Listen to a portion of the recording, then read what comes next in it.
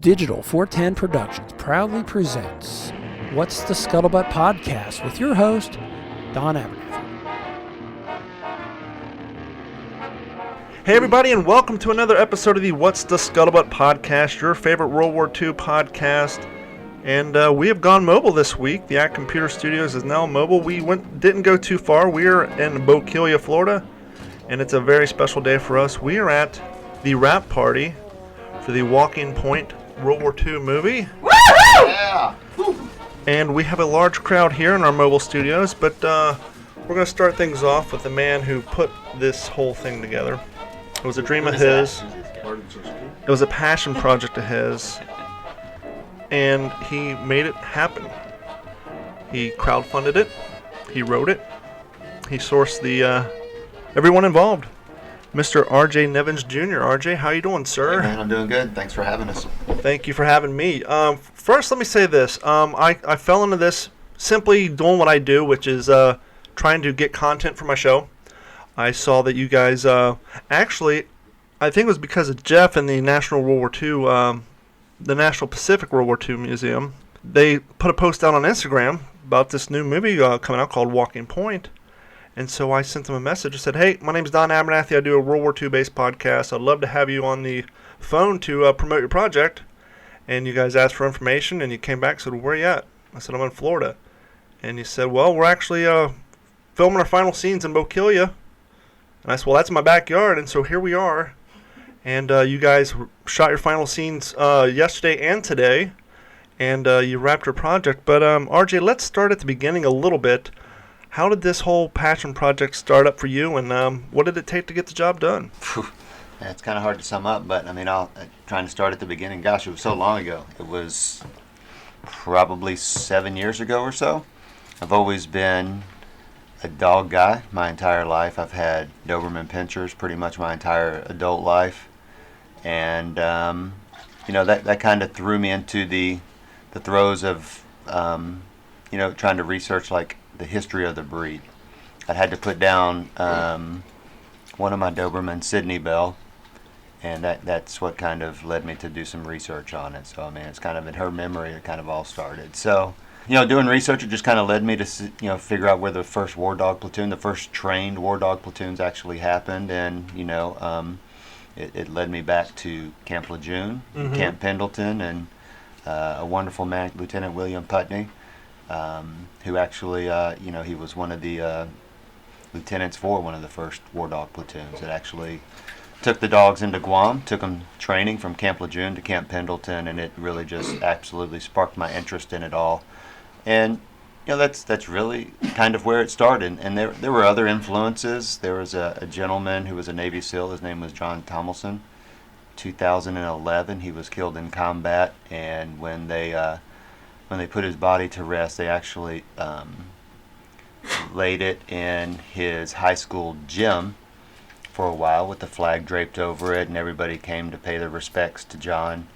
And from that, there was a picture that circulated around the internet, an absolutely very emotional, very touching picture that not just kind of touched me, but I'm sure it touched everybody that really saw that picture. And there's actually video of it too, I believe. But his dog, his pet dog, his name was Hawkeye. Hawkeye actually walked into the gym, down the aisle, walked past everybody, looked at a few people, and then went and laid down in front of his casket. And it was a very emotional picture, and that's just man's best friend. And that was kind of that kind of summed it up all for me, And so you took a passion and a love that you had, which is the Doberman and history, and you came up with a script and a concept and an idea. And just to fast forward a little bit for the sake of time, whenever you're going to have a project like this, especially when you're going to have a feature that revolves around a non-human main aspect of the movie, I mean, obviously your actors are a key role, but you need a canine for this. Right. Without the dog, you have nothing. I mean, it's just another World War II movie. Get it? Yeah. And so I'm sure at the beginning you had to do some research and figure out, well, who am I going to get to to star in the movie as far as the Doberman goes and Right. the canine companion. So Right. where did that go, and how did you come up with your answer? Well, I mean, obviously, looking for somebody to portray one of the lead characters in your film, right? Who's not necessarily a human, and it's hard to find a real solid acting reel for a dog, right? I mean, there's only a few. I mean, if you think of Dobermans in the past in film, there's the Doberman gang. There's, Zeus and Apollo from the old Magnum PI. There's the new Magnum PI dogs, and so there's very few animal actors out there that fit the role of a real solid Doberman that would want to play this. That's highly trained and everything. And so I looked around, and honestly, where it all landed, the first person I ever talked to was Ed, and I talked to him about Duke, and we found Ed and Duke. They were out in Menlo Park, California. And I simply reached out to him and asked if he was interested in it, and I think my recollection serves me correctly, but when Ed came back to me, he was basically like, "Hell yeah!" So and from there, of course, I'm skipping about 6 years in the interim where we wrote the feature script, feature screenplay, and put it out on the circuit, and it went quite well. It won awards worldwide, from Australia to United States to various other places in England and everything. So I knew there was a good story there, right? And from there, obviously budgeting that kind of huge feature is tens of millions of dollars easily. So we adapted it to a novel and put it out on self-published it, and it's done quite well. It still does quite well.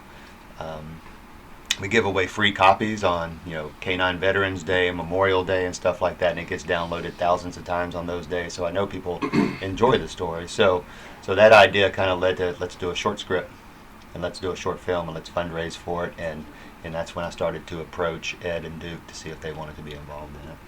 Now, Ed, when you got the request to participate in this project, did you have any past experience in any sort of Hollywood productions or even television shows, anything even remotely similar to working on a project such as this? My experience and expertise was going to the movies and watching them in a theater. So that was my extent when RJ reached out. And I told him that. I said, my dog is a working dog, and he's not an actor, and I'm not an actor, and I don't know if he'd be able to do what you're going to ask of him. So that was my first Ed's being very humble. I'd seen videos. I'd kind of internet stalked Ed for probably about a month and a half, and I saw the videos of Duke working, and I knew Duke had all the qualities that we would look for in Walking Point. As a matter of fact, I think I even rewrote some of the stuff in the short script to kind of cater towards Duke and his skills. So.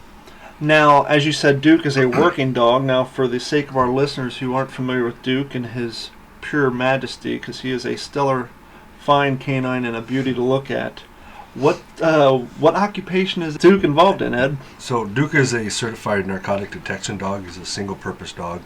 He's not an apprehension dog. His job is just to find narcotics. I supervise our narcotics enforcement team for our department with all my detectives, and he runs with me. He's my personal dog, and we use him throughout the week when we do our specific missions. Now, Duke has also found his way into, inadvertently almost, kind of becoming a therapy dog almost when it comes to, I know you did some volunteer service at a children's hospital, is that correct? Yes, part of when Duke's story is pretty authentic. He's my actual personal dog. I bought him at 8 weeks old as my personal companion, and convinced, or to put it lightly, my chief of police to make him a police officer.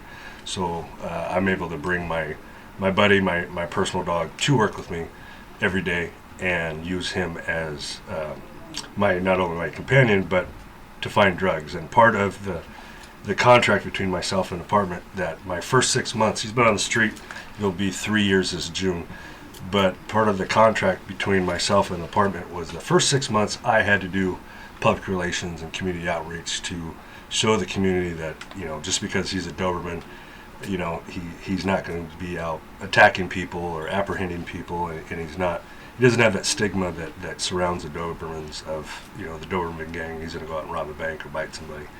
So I had to do 6 months of PR work, which at the time was not my forte. I hated it. I didn't like public speaking. I didn't go out and like my picture taken. So I begrudgingly said, okay, if that's what I need to do to have this dog. And that 6 months turned into now 3 years of me doing PR work on my own and going to children's hospitals and VAs and schools and anywhere that wants us. We never turn down anything that's asked of us, but just to go out and through my Instagram, I'm able to reach a lot of platforms, and part of our stick is our crazy adventure and our wonderful shenanigans that we get to do. And not only do I love what I do to find dope and get bad guys in jail, and have my partner find it for me. But that 6 months probationary period to do something that I didn't want to do turned into 3 years of something that I couldn't see myself doing anything else. It's wonderful. And not only has Duke just starred in his first film, but you guys just recently, getting ready to go to publish, they just did a nice story on you and Duke in Working Dog magazine? Yes. Karen from Working Dog magazine just came out. We're going to be on the cover, Duke and I. And there's a wonderful story about basically in a nutshell of what I just talked about, our whole backstory, as well as there's a wonderful article on Walking Point in the same magazine. So, RJ, now you have the idea for a movie, you have a successful book, you got your dog lined up, but now you need a crew. Now, one of the first people I assume you go to, because behind every great man is a great woman, and you need someone to help with executive production, logistics, social media, and you need a partner to help get this project off the ground, which would be your wife, Chelsea. Now, is this your all's first... Now, I know this isn't your first movie project, but for the sake of our listeners who aren't familiar, who may not be familiar with your background, what were some of the other past projects you guys have worked on? So we've worked on, we did a short film a while back called Tartarus, the Devil's Basement. Our production company, Black 17, we've been involved in this wonderful documentary, a feature documentary called The Band to Honor with Warren and Annette Hull. And they live in Vegas, and they have been putting together this documentary about the naval band that was on the USS Arizona when Pearl Harbor was attacked, and the band actually went down with the boat. It's a story that not too many people know of, but it's a very beautiful story, and it's also, I believe, one of the first times in history that an entire naval band has ever been killed in action. So we've been involved in that. What other projects have we been involved in? Band to Honor, Tartarus, the Devil's Basement. I mean, we've written several scripts. We have a lot of stuff in our back pocket. A lot of feature screenplays, things like that. So amazingly, Chelsea's quite talkative until you get her behind a microphone. Isn't that funny? Now we can't get a word out of her. Isn't that funny? We were also involved in this. We helped produce a feature documentary, another feature documentary called "The Shot in the Dark," which was actually all put together by this wonderful guy in New Jersey named Chris Sikorsky. And A Shot in the Dark is a story about a young man. He's a blind wrestler in high school, and it's his time while he is chasing becoming the state champion high school wrestler in New Jersey, and some of the trials and tribulations that he goes through. His name is Anthony Ferraro. He is an absolutely wonderful young man who is now competing in the U.S. World Olympic or the Olympics for the United States team. The Special Olympics in the United States team as a wrestler. And judo, I think is what judo. It is. Yeah, That's I think a it's judo. fantastic story. Yeah. Now, back to Walking Point. At what point, no pun intended, do you guys... Now, obviously, you have your book. You want to make this into a film project. I assume that, obviously, when it comes to the crowdsourcing and all that, you guys have to get to a budget, a first level of a goal reaching before you start working on the casting. Now, did you guys hire a casting firm, or did you guys do your own casting? Where does the casting start to find a talent? Who headed up that whole project? So Chelsea headed it up, basically. I mean, there's folks that we had worked with in the past, a few other actors. I'd say we did it a little backwards. Oh yeah, we do things backwards. We actually attended Austin Revolution Film Fest, which was about the time we were starting Walking Point back in the fall of 2018. And they had a workshop on crowdfunding and social media. Oh, Duke. And they point blank said, you need to cast it first and then do your crowdfunding. You need to get your people on board, and then you'll get your crowdfunding. And we did it completely backwards. And we were like we were kind of in a moment where we weren't sure if that was going to work the way that we did it, and it was a little bit of a panic, but we just kind of went for it. And we talked about it, and this is his passion project. I watched him many a nights for many years writing this, and I watched him write it and I was nowhere involved, except for just sleeping in the bed next to him writing. But you know, the crowdfunding piece, quite honestly, was probably one of the easiest parts of the entire story. I beg to differ. Well, I mean, there were people that were willing to donate their hard-earned money to the project, and without anything in return. And you know, there's so many other folks that just bring it to fruition as well. But You have to understand, this is not our main job. We both have executive day jobs, and this is just a passion of ours that we do on the side. So we basically are working 5 full-time jobs. It's what it feels like. But we work really well together, and this was, and it became my passion because it was such an important story to tell, and it was, you know, everything that you love, America and dogs and patriotism, and you know, when we started the whole project, and we decided to make a proof of concept film, essentially, so that we could get the story told eventually, this was the way to do it. So you know, as far as the casting piece of it, you know, a gentleman, I know you're going to talk to him later, I believe Lou Wegner. So Lou, I believe, read the feature script probably 6 or 7 years ago. And Lou is heavily involved in animal advocacy, and he actually has this wonderful nonprofit called Kids Against Animal Cruelty. It's a nationwide thing. It's a beautiful thing that he does. And from the moment that I saw Lou, and I knew he was a young actor at the time, I think Lou was probably 14 or 15, I can't even recall. I sent him the script. He loved it. I talked to his mother and everything, and surprisingly, full circle, Lou and his production company, Castle Bay, and Lou plays our lead. Lou is our private Markle. So it's pretty interesting. Casting was not something that was very easy for this, but I can tell you one of the most special things about casting this project, and we've cast other projects, and I always said, I'll never do it again. I'll hire a casting manager that will take care of it all, because it's such a huge job, and it's such an important job. But we knew what we were looking for, and we just decided to do it ourselves. And I can tell you the most special thing about it is when we put this out to cast it, we told people what the premise was. We told them to, let us know if they were military or veterans or connected in any way, because it was really important to us that our cast and our crew were that had that background, they had that knowledge, and that we involved those types of people. And I can't tell you the floods and floods and floods of applicants. Thousands, and every single one of them, almost without a doubt, had long emails. And we've cast other things. You don't get emails with your casting. This one had email upon email about how much this meant to them, how this was a story that needed to be told, how dogs were their life. And just reading through these emails, it was very touching how important it was to everybody, and we knew we had something really special at that point. Each one of the actors earned their way. There's no doubt about it. There was so much competition. I mean, so much. I guess in the grand scheme of things, we had over probably 500-600 people audition for the various roles. People were sending us auditions when we didn't even ask for auditions, just doing reads and monologues and things like that. So yeah, it was tough, but I certainly think we made the right decisions with Lou and Cliff and Josiah and Liza, Duke, Ian. Yeah. There's just a lot of good talent out there that needs to be discovered.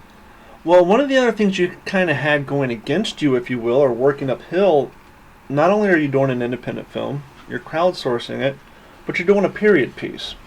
And so now you're going to need, one, uniforms, error-correct uniforms. You're going to need a consultant, and you're going to need to have somebody to rely on to fill in the blanks, because as a reenactor, and a lot of the people who listen to this podcast are reenactors, and I'll tell you, one of the biggest things that we are dicks about is authenticity. And so where did you proceed to go down that road to figure out, where can I get some help with this aspect of the story? Yeah, so, right before Chelsea and I had decided to pursue making a short film from Walking Point, we had visited in Fredericksburg, Texas, the National Museum of the Pacific War, and they have a reenactment that I believe they do 6, 7, 8 months out of the year, once a month throughout the weekend. They run it twice a day on that set weekend. And so Chelsea and I went to go see it, and it was absolutely phenomenal to watch the reenactments that they did. And so afterwards, it was kind of funny. Chelsea and I just looked at each other, and we knew exactly. I knew what she was thinking. She knew what I was thinking. And I was like, let's go talk to this guy who runs this, who puts this all together, who handles the 150 volunteers that come and do this. And so we met up with Jeff Copsetta, who is the historian for their Living History program. And from there, we just started talking about Walking Point, and he became one of our biggest champions of the project. He actually has a role in the project as well. He plays Andy Boyle. And man, let me tell you, it was fate when we decided to walk down there and just say, hey, I'm RJ. Hey, I'm Chelsea. And he said, hey, I'm Jeff. And it was just kind of, from there, it just kind of snowballed. Well, as someone who does reenacting and who specializes in the PTO myself, I've seen many of videos and many of the photos shot out at your facility. And at what point, when you got hooked up and involved in the film, did you guys know that, well, you pretty much have a soundstage for all intents and purposes out behind your museum, and that would be an adequate place to do some of the scenes there? Yeah, like RJ had told me before, the production value of the Pacific Combat Zone at the National Museum of the Pacific War is just almost priceless, and I didn't quite understand what he meant by that until we started filming there. And it's not a very large area, but he made it large. The amount of scenes that he filmed there, the amount of footage that was taken from there is, I'm there 40, 50, 60 hours a week sometimes. It's my backyard. It's my office. And seeing what he did to it, how he transformed it, was unbelievable. The viewers won't. I mean, some of the people who know that place very well won't recognize it in the film. He really, his foresight and his what was in his mind. To see it happen right there, right behind my office, was just incredible. What an incredible experience to be a part of it. Now, when he came to you, and you were definitely interested, I'm sure, was there any work to be done on your part to get the museum to be willing to do this, or were they on board from the word jump? I mean, one, obviously the Museum of the Pacific War, obviously they focus on the United States Marine Corps, with the exception of maybe a half of a scene in the HBO Pacific.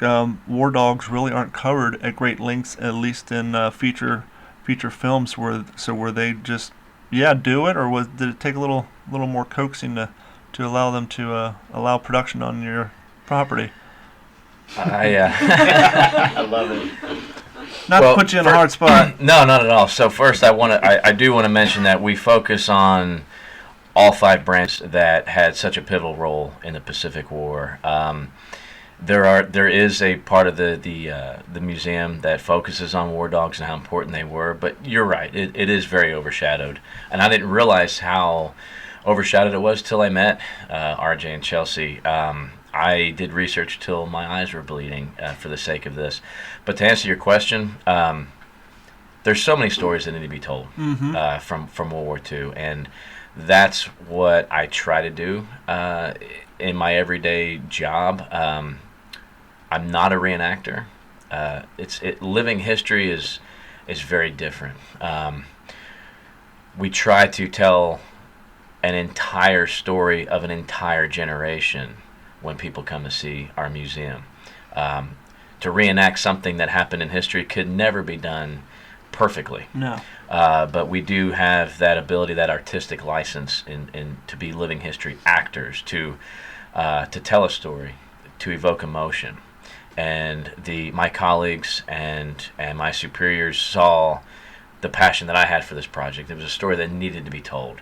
And like I mentioned before, where else can we do this but the National Museum of the Pacific War, that focuses on that struggle in an unbiased way from the American and Japanese side, and what it really took to do what we did in such a short amount of time, how the entire country came together to accomplish what we did in the Pacific. Nothing parallels that. Well, not only are you not only would you be a great consultant because you do work at the National Museum of the Pacific War, but you yourself are in fact a Marine. You did serve. I mean, Give this man some crowns. So I was a soldier in the Army. Really? Well, see, that's the From best 2001 to 2005. Well, see, that's the best part about podcasting is I can edit all that shit out. That's beautiful because there's a giant pile of shit what you just said. Well, to be fair to me, I thought I heard like 4 people refer to you being a Marine today.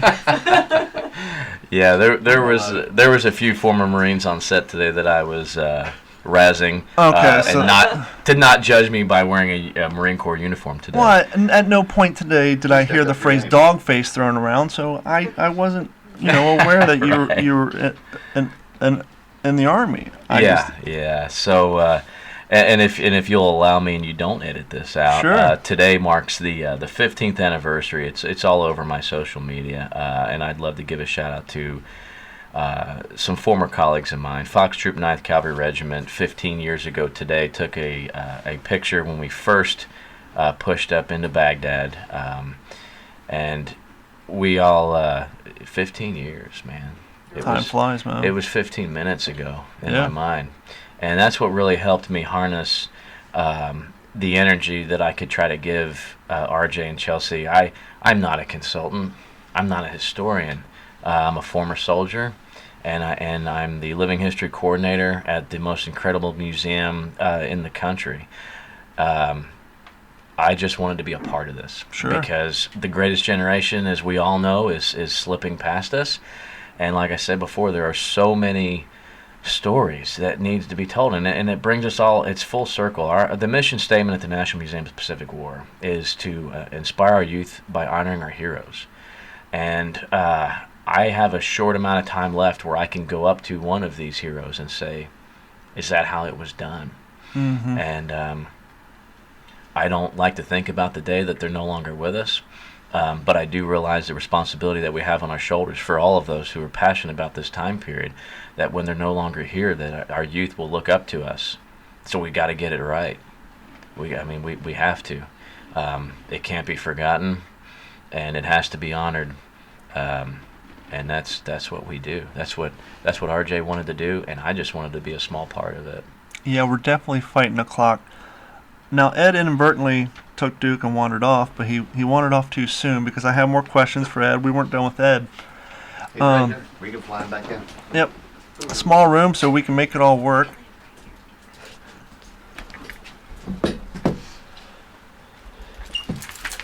So we're going to fast forward a little bit here. So now you got your funding, you got your casting, you got your consultant, you got your location, and so now we're going to go to, real quick, what was your shoot schedule like? So our shoot schedule was, I worked really hard with our director of photography, Duncan Johnson, and several other folks that he works with on a daily basis, and some people I've worked with before in the past that put together a really awesome crew. We were able to get 4 days in Fredericksburg, Texas, 2 of those at the National Museum of the Pacific War, 2 more of them in various locations, housing locations actually in Fredericksburg. And then we just finished wrapping 2 days here in Bokeelia at a wonderful location that we happened to come upon that is managed by a Marine, a former Marine, Pete. And we reached out to Pete, who works at a group called Palmco. And through those guys, we were able to hook up with an owner of a large coconut grove, about a 50-acre coconut grove, who has ties to the entertainment industry in her past as well. And after talking to her, she was very happy to let us come down here and use her land and finish shooting those 2 days here. And that's been kind of an overarching theme of this entire project. There's been so much just graciousness and people donating their time and people donating their resources. Most of our food in Fredericksburg were donated by local museums. Some of our housing was donated by local Airbnbs and restaurants. A lot of our food were donated by local restaurants in Fredericksburg, and as well as some of the housing and things like that. Everybody was very happy. I think actually when Duke and Ed were walking around in town, people would say, "Oh, aren't you guys here for that film Walking Point?" So it was just, I don't know. Fredericksburg embraced it. Everybody in Bokeelia has embraced it, and we were very happy to have an uncontrolled environment shooting 6 days outside, and we didn't have to fight off any rain. That in itself is From a production that means a lot. Miracle. Yes. Now, Ed, first day of shooting, obviously, as you said, Duke is a working dog. You yourself as a police officer. This is all new to both of you. Mm-hmm. Unlike other actors, yes, you're in control of Duke, but Duke is in control of Duke. Yes. Whereas if you're an actor, all that pressure falls on you to perform, whereas the pressure falls on you to get him to perform in a situation that he's not ever done before. Absolutely. Day one, first shoot, you're driving into the location. What was going through your head? Please don't embarrass me. Please don't embarrass me. RJ put a lot of trust, RJ and Chelsea put a lot of trust in me that I can honestly say I trust my dog 100% to do his job and everything else that entails. But, as in anything, if you're walking in the door and you have no experience and somebody has, the faith in you to say, yeah, we want you.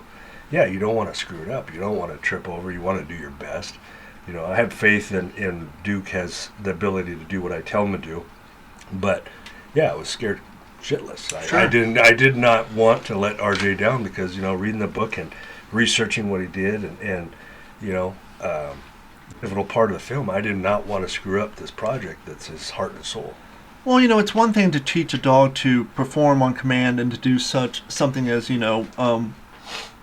finding narcotics and things like that. But when it comes to shooting a movie and acting, it's performing that same command over and over and over without getting anxiety, without, them showing tired or just saying to hell with it, I'm not going to obey anymore. Were you shocked at how well he did as far as the long hours and redoing the same thing over and over again on command? I was not shocked. That's why we casted him. I like I said, I trust Duke in a lot of aspects, and I trust his ability to want to please me and do the job. But, some of the things that, was asked of me to ask of him, I'm running it and I'm like, yeah, I'll do it. But in the back of my mind, I'm like, oh, shit, how am I going to do that? Case in point, today, on a specific scene where Duke had to remain completely still for quite some time, with noises and things that he's not accustomed to, and cameras and people walking around him and gunshots, he did it and he pulled it off. And that's the kind of dog that he is. I mean, I've grown up with dogs. I've trained other dogs, but he is one of those dogs that I'll probably never be able to find again. He's a one-of-a-kind dog. The way that he interacts with people, the way that he can do things that I'm asking of him the first time is just beyond belief. So, you know, he's more human to me than I think a lot of humans are. I mean, he's got a lot of emotion, and he knows, you know, and I think the great part about it is when RJ brought us in, it wasn't a major, you know, where you got 500 people. It was a family atmosphere where within the first 6 hours, you know everybody's name. Mm-hmm. They're petting Duke and asking questions, and I'm asking questions about how, you know, how does this work? What am I, you know, what do you want me to do? They put us at ease within the first 30 minutes, and that made us feel better. And just like in police work, the anxiety of the dog comes from the handler. It flows down the leash. If you have anxiety, if you have doubt, if you have anger, it's going to flow down that leash and it's going to screw up your dog. So RJ and the cast and the crew and everybody put me at ease. They believed in me. So when you have positive energy coming down the leash, your dog's going to perform. And he did. And he does perform so well because, I mean, right now he's got his head on your knee. Everybody's in here petting him. And it's great because he almost has like a personality light switch. He knows when it's time to work, and you give him that command, whether it's watch or guard that person, he'll bark, he'll be intimidating, and then 2 seconds later, that same person he was barking at, he'll go up and sniff and say, "Hey, what's up? Give me a little pet right here." Yeah. And he seems so docile and so loving one moment, and then the next minute, "Hey, it's time to go to work. Yeah. Let's get the work done." Yeah. He's definitely a forever dog, one of a kind dog. You know, they say that sometimes dogs come into your life when you need them the most, and he did. He's definitely a beautiful animal. RJ, before we bring on the two of your actors, like I said at the beginning of the podcast, today is the wrap party for Walking Point. Yeah. And you here shortly are going to be doing the probably some more tedious stuff, which is the editing, the color correction, the sound, and then the distribution and all the logistics stuff. Is there anything you want to say to your guys on your rep day that you didn't say to anybody earlier? Or is there anybody you want to give an extra thanks to? I thank everybody, right? I mean, it's hard to name everybody by names, and because we had so many people that helped and work out, I just don't want to leave anybody out. But yeah, I mean, everybody. It wouldn't be possible. I'm just a person with a vision, and that's in my eyes, that's all I really am. Because without people to help build that, you know, it's like building a wall, right? You have to, you put a brick down, right? Mm-hmm. You can't build on top of that until you have that first layer of bricks, right? Sure. Yeah. So if you're going to build a house, you're going to build a wall, you're going to build whatever, you got need to build strong on top mortar. of it. Absolutely, you got to build on top of it. And Build that wall. yeah, so just yeah, maybe that wasn't the right analogy. Well, back to Maybe it something. was. Well, back to something Ed said earlier about your guys' canny ability to make people feel at home. Yeah. Like I said, I just reached out to you and said, "Hey, I want to promote your project," and then it was, "Hey, we're gonna be in your backyard." Instead of us doing a Yeah. phoner, come down to, "Hey, why don't you come down to the set?" To yesterday, "Hey, come out to have dinner with us." And I spent one day with you guys, and I got the same feeling that Ed was talking about, that your whole crew, from the actors to, you know, your DP to the lighting, the makeup, everybody is just, you guys definitely, you can tell, even over that, you know, 4 or 5 day shoot schedule, that you guys have become so close. Everybody's super easy to get along with. I don't think anybody has even an inkling of an ego or anything. It's just, it was such a pleasure to watch you guys work today, and I first off, I want to say thank you for being so welcoming to me and having me out there and being a part of this, and for all you to come on the show. And I personally can't wait to see this project come out to the screen so I can see it, see the final. We're ready to final get it cut. through post-production. We're ready to get it, like you said, through color correction and final sound design, and get the final edits out and everything. And we're looking forward to allowing everybody to see it. And I mean, we're certainly thankful for you for finding us and us finding you and coming out to set and helping us out. My pleasure. Let's not act like you weren't out there getting your hands dirty with us, man. So Well- you were a part of it as well. I Well- mean, and that's how this project has worked. So without folks like you and our crew and our cast and just people in general that want to do what we want to do, and my wife, we're just extremely excited to bring a nice project. I Show can't to the world. bring myself to go somewhere with all that logistics going on to sit around and do nothing. One, it's part of my work ethic, but two, being a living historian and a reenactor, I'm used to going out, picking up all my stuff, going to a different location for 3 days, where you have guys setting up wall tents, pyramid tents, setting up their displays, and that's kind of something we do in our community. It's like, no one just sits around and watches some guy struggle to set up his tent or tear down his equipment. Because at the end of the film shoot today, I could easily got up in my car, but it's like, no, we're all out here trying to achieve something. You got all this equipment that needs packed up. Let's pack it up. Let's put it together. Let's all get out of here at the same time instead of me, or somebody else just hightailing it and leaving it for someone else. And so, no, I wasn't just going to come out here today and just take some pictures and sit in the shade. No, I mean, something needed, picked up or done. Hey, I'm here. Let's work. Let's get the project done. Well, I mean, I'll just say this kind of in closing before you get Lou and I guess Josiah. I don't know if you're bringing up. Yeah, to talk, Josiah. But Sure. I just want to say thank you for doing what you do and keeping that generation alive. Because I think, as Jeff mentioned before, I think everybody knows this. We're fighting the clock. Fighting the clock, and after a while, there won't be anybody there to share or tell those stories. So, that's our main goal with this: is to share and tell a story. Well, I appreciate your guys' time, and we're going to bring on Lou and Josiah, and I will let Duke go lay down because he's been dying for a nap. Great. And that was the other thing I noticed about Duke too, is like when it came time for a makeup and him getting what he needed done, it didn't seem to bother him one bit. No. As long as he had a nice chill. beach towel to lay on, he was good to go. He likes that eyeliner. Do not judge him. I love it. So everything I said about RJ, it's not true. And I'd be remiss to say that I think you mentioned earlier, Duke does have a birthday coming up tomorrow. Tomorrow, he'll be 4 years old tomorrow. Now, for the listeners, that will be 6.5 days ago from when you're hearing this, because it is St. Patrick's Day. So we're doing this a few days back, but so Duke will have had his birthday, and he's still a young baby, but he's getting older. You got anything to say, Duke? No, you're tired. He's a man of few words. Yeah, he is. Face like that, you don't need words. Right. His eyes, too. That's the truth. Look at him. He's like, I'm going to drink. He man. is. I'm out of He's here. tired. Cut print. He had a long day today. Well, I will relieve you of your duty, Duke. Thank you, sir, for having us. Yeah, absolutely. Thank you. Thank you, Don. Thank you, Appreciate sir. it, my friend. So we're going to switch things up. We're going to shuffle some seats, and we're going to get Lou and Josiah in here, and we will continue on with the show. A Marine is always faithful, so is a man's best friend.